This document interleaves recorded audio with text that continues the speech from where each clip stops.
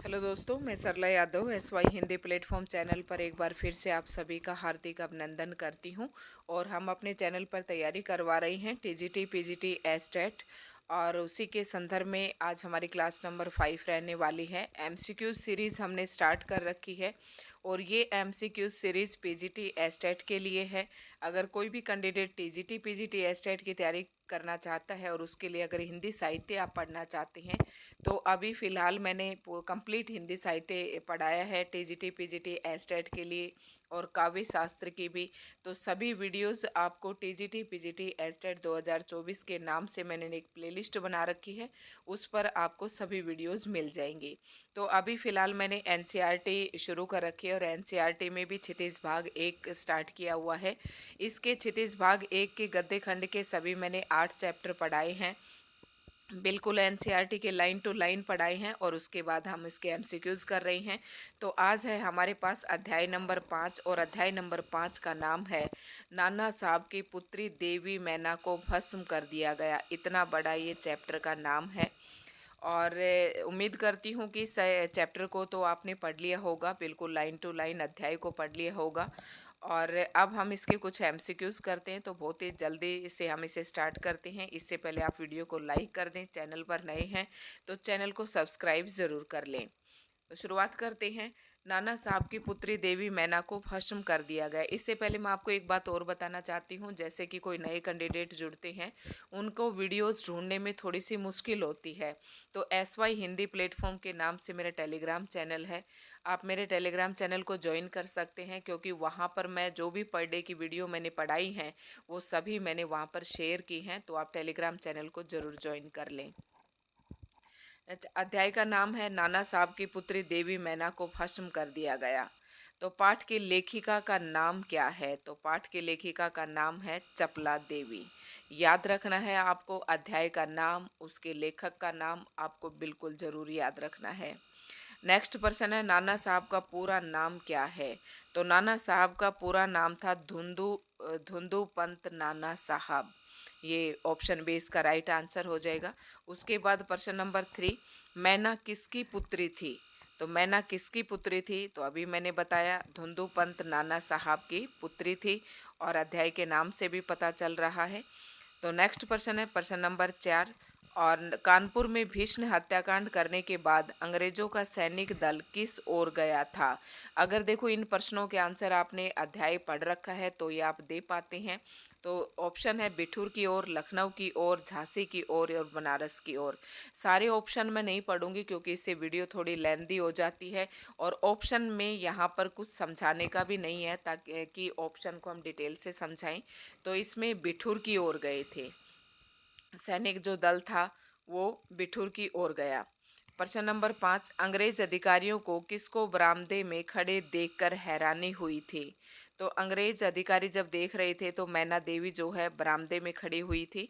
तो इसका आंसर हो जाएगा देवी मैना को देखकर उन्हें आश्चर्यचकित हुआ, क्योंकि उस समय सारी जो पब्लिक है अंग्रेजों से डरी हुई थी। 1857 की क्रांति का विद्रोह जो है पूरे देश में छिड़ा हुआ था, लेकिन ये अकेली लड़की बरामदे में खड़ी थी और नाम था देवी मैना को।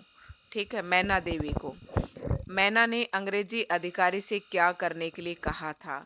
उसे रिहा करने को, महल पर गोले न बरसाने को, सेना को वापस ले जाने को, उसकी रक्षा करने को। तो देवी जो मैना थी उसने ये कहा था कि महल पर तुम गोले मत बरसाओ, क्योंकि उसे उसका बचपन उसी में बीता था और उस घर से उसे काफ़ी लगाव था। बढ़ते हैं अगले प्रश्न की तरफ और प्रश्न नंबर 7 है, मैना ने अंग्रेज अधिकारी से क्या प्रश्न किया? तो क्या आप कृपया कर इस महल की रक्षा करेंगे? ऑप्शन बी है क्या आप कृपा कर मेरी रक्षा करेंगे? ऑप्शन सी क्या आप भारत छोड़कर नहीं जाएंगे? ऑप्शन डी क्या तुम्हें निरीह प्राणियों पर दया नहीं आती? तो इसका राइट आंसर हो जाएगा ऑप्शन ए, क्या आप कृपया कर इस महल की रक्षा करेंगे? ठीक है, तो ऑप्शन ए इसका राइट आंसर हो जाएगा। नेक्स्ट प्रश्न है प्रश्न नंबर 8, कर्तव्य के अनुरोध से मुझे ये मकान गिराना ही होगा, ये शब्द किसने कहे थे? ये इम्पोर्टेंट लाइन है आप इस प्रश्न को अच्छे से याद कर लेना, इस तरीके के प्रश्न पूछे जाते हैं। तो सेनापति हे ने कहा था, क्योंकि सेनापति हे से इसने कहा था कि मैं तुम्हारी बेटी के साथ पड़ी हुई हूँ, बेटी की सखी हूँ, और इस तरीके से जब उसने अपना एड्रेस दिया तो जो है सेनापति हे कहते हैं कि कर्तव्य, मुझे मेरे कर्तव्य के अनुसार मुझे इस महल को गिराना होगा, अदरवाइज तो मैं इस महल को नहीं गिराता। प्रश्न नंबर 9 है, नाना का स्मृति चिन्ह तक मिटा दिया जाए, ये शब्द किसने कहे थे। ये प्रश्न भी बहुत ही इंपॉर्टेंट है। प्रश्न नंबर 9, तो ये कहे थे लंदन के मंत्रिमंडल ने, यानी कि लंदन में बैठे लोग यहाँ पर हरियाणा अपने भारत में शासन चला रहे थे, और उन्होंने उन लोगों को ये लग रहा था कि जो नाना साहब है वो 1857 की क्रांति को ज़्यादा भड़का रहे हैं। तो उन्होंने ये कहा कि स्मृति चिन्ह मतलब नाना साहब का जो भी निशान है, चाहे महल हो, घर हो, बच्चे हो, परिवार हो, सभी को मिटा दिया जाए। तो ये कहा था लंदन के मंत्रिमंडल ने। बढ़ते हैं नेक्स्ट प्रश्न की तरफ। किस अंग्रेजी समाचार पत्र में नाना साहब के विषय में समाचार छपा था।